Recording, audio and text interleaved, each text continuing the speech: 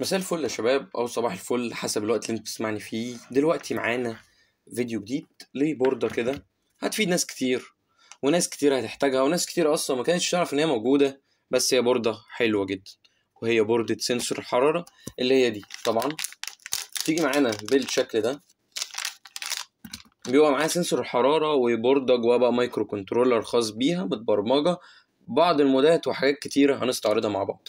طيب البوردة دي بنستفيد بيها في ايه؟ تقدر تخليها تعمل لك اي امر لما الحرارة تزيد او تقل عن الدرجة اللي انت قايلها لها. وفي ناس طبعا بتستخدمها في العربيات، يعملوا بيها سيستم انذار صغير عشان لو العربية درجة حرارتها عليت تعرف بدل ما العربية تبوظ وكده. طيب بعد اذن بقى كل اخواتي اللي بتتفرج على الفيديو يعني تابعوني وحاولوا وصلوني 10,000 بقى على اليوتيوب وعلى تيك توك، وفي انتظار دعمكم. يعني زي ما بتعب معاكم بقى في الفيديوهات، يعني تعب بسيط، زرار السبسكرايب اللي تحت. طيب البوردة بتيجي معانا بالشكل ده اهو، ده سنسور الحرارة تمام، ودي البوردة. طيب بنشغلها ازاي وبنبرمجها ازاي؟ بتشتغل 12 فولت. طيب اقدر اوصلها ببطارية زي دي او بشاحن او باي حاجة.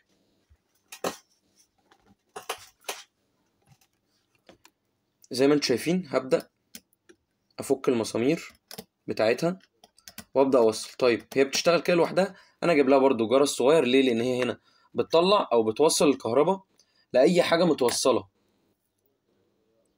يعني ايه اي حاجه متوصله؟ ثانيه بقشر السلك. طيب انا قشرت سلك الجرس. طيب هي بتطلع يعني فيها ريلي بيقفل الدايره على اي حاجه متوصله بقى، لو انت مسطبها على درجه حراره تعلى او توطى حسب اللي احنا هنقوله دلوقتي. طيب الجرس ده برده نجربه، ده بيشتغل لحد تقريبا 24 فولت من اول 3 فولت.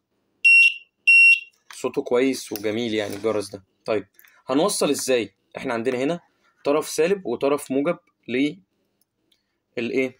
للبطاريه. طيب هوصل طرف الجرس السالب مع الطرف السالب بتاع البطاريه على طول مع البورده، هما التلاتة مع بعض، وهربط وهقرب واوريكم برضو الشكل عامل ازاي اهو، التلاتة سالب مع بعض. طيب هوصل الموجب مع الطرف بتاع الريلي، اي طرف منهم مش تفرق، بس انا هخليه في الطرف البعيد، هقول لكم ليه دلوقتي.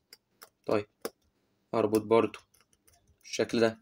طيب ناقص الطرف الموجب، هوصله فين هنا؟ طيب قبل ما اوصل الطرف الموجب هجيب حتة قصدير او حتة سلكة او اي حاجة. انا دلوقتي عشان بشرح فممكن اجيب حتة قصدير صغيرة اهي، وهعمل ايه بقى؟ وهاخد من الموجب للريلي.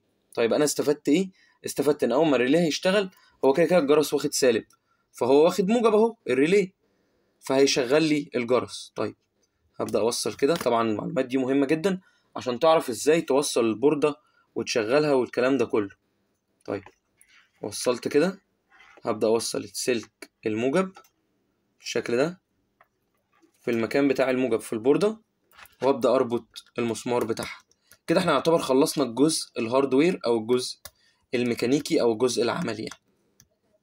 هنبدأ دلوقتي بقى في برمجة البوردة. طبعا دي مش بتحتاج تبرمج بالكمبيوتر أو الكلام ده كله. طيب هي كده البوردة جهزت بالشكل ده. طيب هحتاج أعمل إيه؟ هحتاج أوصل بقى البطارية، وكده نكون وصلنا البوردة كلها. طيب أهي هجيب البطارية كده وأبدأ أوصل. البوردة نورت معانا بالشكل ده وكاتبة ال. يعني إيه بقى الكلام اللي مكتوب ده؟ نضاعف النور شوية عشان نقدر نشوف مع بعض. ثواني كده بس. كاتب ال يعني مفيش سنسور حرارة متوصل. هبدأ أوصل سنسور حرارة بالشكل ده. سامعين؟ طيب هي شغالة. احنا عايزين نفصل ده دلوقتي لحد ما نسطبها، تمام؟ عشان معرفش هي متسطبة على ايه. هنبدأ نركب السنسور. تمام. هو كده الريلي شغال واللمبة منورة. طيب درجة الحرارة هنا دلوقتي 32 درجة. حلو.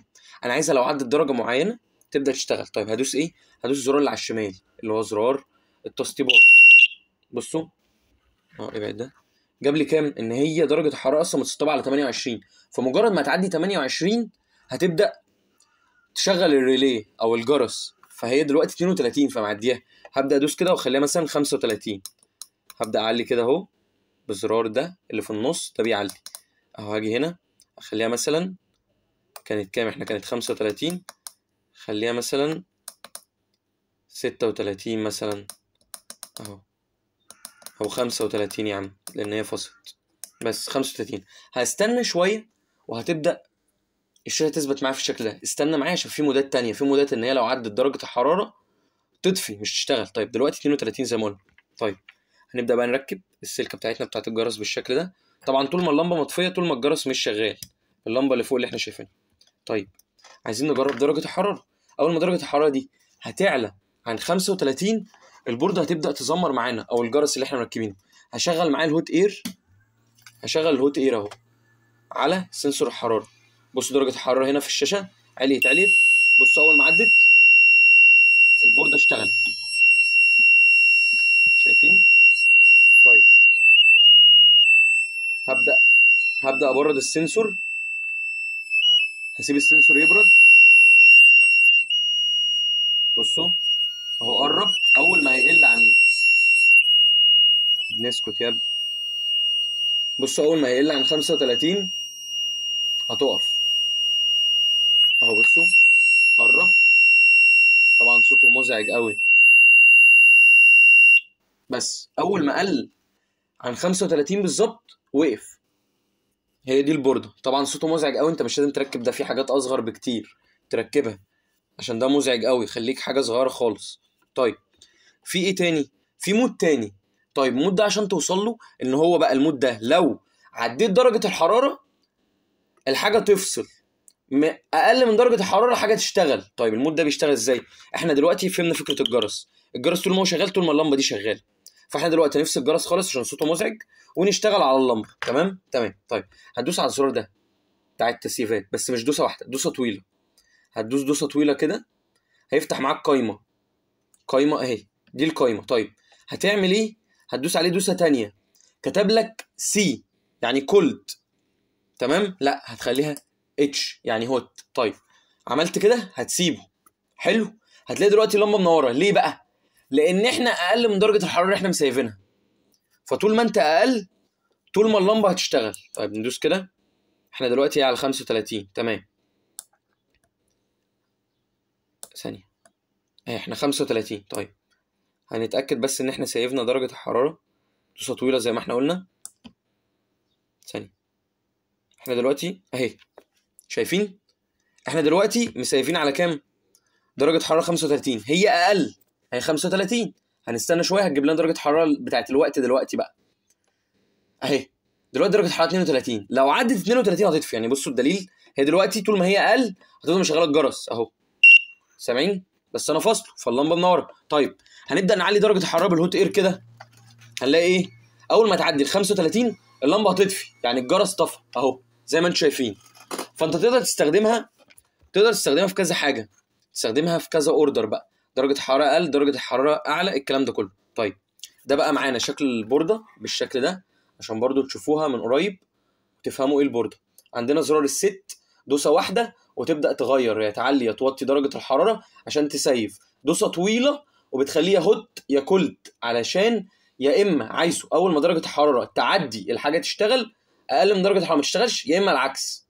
تمام. وهنا ده سنسور الحراره بيركب هنا، وده الريلي، ودي الاماكن اهو، الارضي 12 فولت سلكه الريلي الاولى، سلكه الريلي الثانيه. ده شكل المديول كله، وسعره بسيط مش غالي، يعمل له حوالي 150 180 حسب المكان اللي انت بتشتريه منه. ولو احتجت واحد ممكن اجيبه لك. وما تنسوش دعمكم يا شباب، عايزين نوصل 10000 في اقرب وقت، وانا مستني دعمكم زي ما انا بنزل لكم فيديوهات حلوه جدا. وما تنساش بقى تعمل لايك لو الفيديو عجبك وتشيره لغيرك، لكل اللي مهتم بالموضوع ده. طبعا السنسور ده في ناس كتير بتستخدمه في العربيه زي ما انا قلت لك عشان تحافظ على درجه حرارتها. وانتظروني الفيديو الجاي. سلام.